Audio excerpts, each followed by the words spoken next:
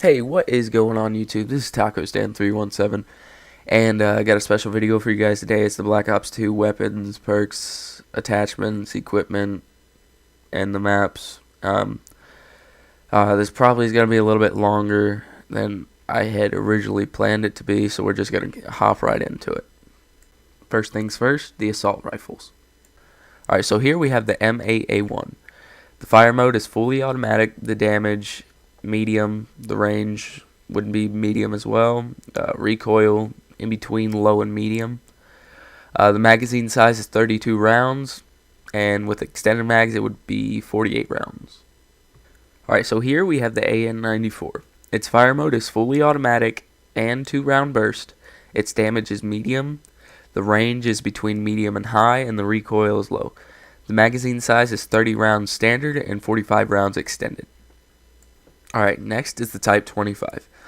The fire mode is fully automatic, its damage is medium, the range is medium as well, the recoil is in between low and medium, the magazine size is 30 rounds standard and 40 rounds extended.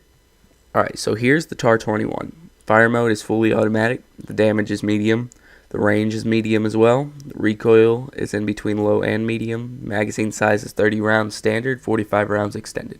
Alright, so here's a gun that we have seen several times, the SCAR H. Its fire mode, as we all know, is fully automatic, its damage is high, its range is high, and its recoil is in between medium and high. Its magazine size is 20 rounds standard and 30 rounds extended. Next is the SA-58. Its fire mode is semi-automatic, its damage is high, its range is high, its recoil is in between medium and high. The magazine size is 20 rounds standard and 30 rounds extended. Alright, now we have the SMR. Its fire mode is semi-automatic, its damage is high, its range is high, and its recoil is medium. Its magazine size is 20 rounds standard and 30 rounds extended. Alright, so now the last of the assault rifles is the SIG 5.56.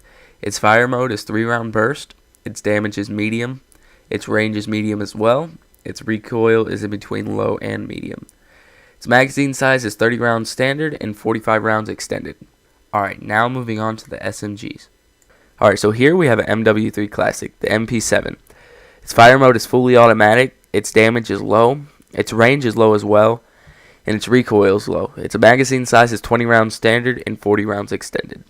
Alright, so here is a gun that we've had, I think, in every single Call of Duty, the Scorpion. Its fire mode is fully automatic, its damage is low, its range is low, and its recoil is low as well. Its magazine size is 32 rounds standard and 48 rounds extended. Alright, so here's a badass gun, the PDW. Its fire mode is fully automatic, its damage, range, and recoil is low, but here's what's awesome about it. Its magazine size is 50 rounds, standard, just standard, but with extended, it is 75 rounds. Alright, so here we have a gun coming back from Modern Warfare 2. It's the Vector. Its fire mode is fully automatic, its damage, range, and recoil is low, its magazine size is 20 rounds standard and 30 rounds extended. Alright, now we have the MSMC. Its fire mode is fully automatic, its damage, range, and recoil is in between low and medium. Its magazine size is 20 rounds standard and 30 rounds extended. Alright, so now we have, I hope I'm pronouncing this right, the Chickham CQB. Its fire mode is fully automatic, its damage and range is low, and its recoil is in between low and medium. Its magazine size is 40 rounds standard and 60 rounds extended. Alright, now moving on to the LMGs. Alright, so here we have the MK48, which I think is a bigger version of the MK46 from Modern Warfare 3. Its fire mode is fully automatic, its damage, range, and recoil is high. Its magazine size is 100 rounds standard and 150 rounds extended. Alright, so now we have the LSAT, or the LSAT. Its fire mode is fully automatic, its damage and range is medium, its recoil is in between low and medium. Its magazine size is 100 rounds standard and 150 rounds extended. Now to the last of the LMGs is the QBB LSW. Its fire mode is fully automatic, its damage is medium, its range is in between medium and high, and its recoil is medium. Its magazine size is 75 rounds standard and 112 rounds extended. Now on to the snipers. First we have the Ballista. I am super hyped for this gun. I saw it in the trailer and I'm ready to use it for sure. Its fire mode is bolt action, its damage and range is very high. Its recoil is in between low and medium. Its magazine size is 7 rounds standard and 11 rounds extended. Next, we have the DSR-50, which I think is more of a buffed out Barrett 50 cal. Its fire mode is bolt action. Its damage and range is very high. Its recoil is high. Its magazine size is 5 rounds standard and 10 rounds extended. Alright, so now we have the SVU-AS. It looks more like a Dragunov in my opinion, but its fire mode is semi-automatic. Its damage is high. Its range is very high. Its recoil is in between medium and high. Its magazine size is 10 rounds standard and 20 rounds extended. Alright, so here we have a pretty badass looking sniper. It's the Storm PSR. Its fire mode is semi-automatic and a charge shot. I'm going to guess it's more like a Halo. You charge your shot and it gives you more punch to it. Its damage is in between high and very high. Its range is very high and its recoil is low. Magazine size is 30 rounds low charge and 6 rounds full charge. What the fuck? Now moving on to the gun everybody loves, the shotguns. Alright, so here we have a gun coming back from MW3. It is the KSG. Its fire mode is pump action. Its damage is high. Its range is low and its recoil is medium. Its magazine size is 14 rounds standard and 21 rounds extended. Okay, so now we have a very interesting shotgun, the M1216. Its fire mode is fully automatic. Its damage is high, its range is low, and its recoil is low and medium in between there. Magazine size is 16 rounds standard and 24 rounds extended. Now what's weird about this gun is that it has a total of 16 rounds standard, but every 4 rounds you shoot, you have to flip the magazine. It's weird, you guys will see it probably in a video. Of course I can't display it because of copyright reasons, but go look around. Next we have the Sega 12. Its fire mode is semi-automatic, its damage is high, its range is low, and its recoil is medium. Its magazine size is 10 rounds standard and 15 rounds extended. The last of the shotguns is the R870.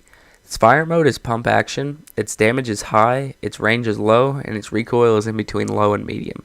Its magazine size is 8 rounds standard and 16 rounds extended. Now moving on to the pistols. First we have the Cap 40. Its fire mode is semi-automatic or fully automatic. Its damage, range, and recoil are all low. Its magazine size is 12 rounds standard and 18 rounds extended. Next, we have the 5.7. It's a semi-automatic weapon. Its damage, range, and recoil is low. Its magazine size is 20 rounds standard and 30 rounds extended. Here we have the TAC 45. It's a semi-automatic weapon. Its damage is medium. Its range and recoil is in between low and medium. Its magazine size is 10 rounds standard and 15 rounds extended. Alright, next we have the B23R. Its fire mode is semi-automatic. Its damage and recoil is medium. Its range is in between low and medium. Its magazine size is 12 rounds standard and 18 rounds extended. Now we have the Type 92. Its fire mode is semi-automatic. Its damage, range, and recoil is all low. Its magazine size is 15 rounds standard and 22 rounds extended. Last, we have the Executioner. Its fire mode is semi-automatic, its damage is high, its range is medium, and its recoil is high. Its magazine size is 6 rounds standard. Now let's get into these sexy rocket launchers. Here we have the SMAW, or the Small. Its fire mode is single shot, its damage and range is high, its recoil is medium, and its magazine size is 1 round. Next, we have the beautiful RPG. It's a single shot as well. Its damage and range and recoil is high. Its magazine size is 1 round. Last, we have the FHJ-18. Its fire mode is lock-on and single shot. Its damage and range is high. Its recoil is low, and its magazine size is 1 round. Now that we're done with the guns, we'll now move on to the attachments. First, we have the reflex sight. It's basically just a red dot sight. Next is an ACOG scope. Pretty self-explanatory. Now we have the target finder. The target finder highlights enemies with a red diamond. It can be countered by using the perk Cold-Blooded though. Next is a hybrid optic. The hybrid optic is a mid-range magnification scope with a small red dot sight mounted on top for quick acquisitions of targets regardless of range. Now we have the suppressor. This is also self-explanatory. Next is the fast mag. This allows the player to reload their alternate weapon faster by taping 2 magazines together. Next is the foregrip. The foregrip reduces recoil by giving the shooter a more stable hold on the weapon while firing. Now we have the laser sight. The laser sight emits a red beam of light where the weapon is pointed, increasing the player's hipfire accuracy. Here we have the adjustable stock. The adjustable stock allows the player to move faster while aiming down their sights. Next is the quick draw handle. The quick draw handle allows the player to draw their weapon faster. Here we have the millimeter scanner, also known as the MMS. The MMS provides the ability to see through solid objects up to 25 feet using millimeter wave scanning technology. Next is the grenade launcher. Self-explanatory. Now we have FMJ. FMJ increases bullet penetration through surfaces. Here is extended clips. This increases the weapon's magazine capacity by 50% usually. Here we have select fire. This allows you to use a gun select fire switch to switch between two different fire modes, depending on the gun. Next is rapid fire. This increases the weapon's rate of fire. Now we have the dual band. The dual band scope is a thermal scope that highlights enemies using color heat vision. Here we have the long barrel. The long barrel increases the effective range of the weapon. Next is the ballistic CPU. The ballistic CPU is an advanced sniper scope that reduces idle sway. Here we have dual wield. Dual will give you two weapons in each hand, doubling fire at the cost of no aiming down the sights. The last attachment is the iron sights. The iron sights is an attachment that replaces the default scope of the ballista to iron sights, only allowed for the ballista sniper. Awesome, now we're done with attachments, now to the lethals. First of the lethals is the frag grenade. The M67 fragmentation grenade is a small, handheld, anti-personal device. It is designed to be thrown after a safety pin is removed and then explode after a short amount of time, sending shrapnel in all directions. Here we have the Semtex. The Semtex grenade is a ball of C4 with a fuse. When the pin is pulled, it is thrown and it sticks to the first surface it touches, including other players, before exploding. Next is the Tomahawk. The Tomahawk is a small, aerodynamic, handheld hatchet that can be thrown for instant kills upon impact. Here we have the Claymore. The M18 Claymore is a directional anti-personal mine that triggers a proximity-based explosion. Now we have C4. C4 is a plastic explosive that can be set on an object and triggered remotely.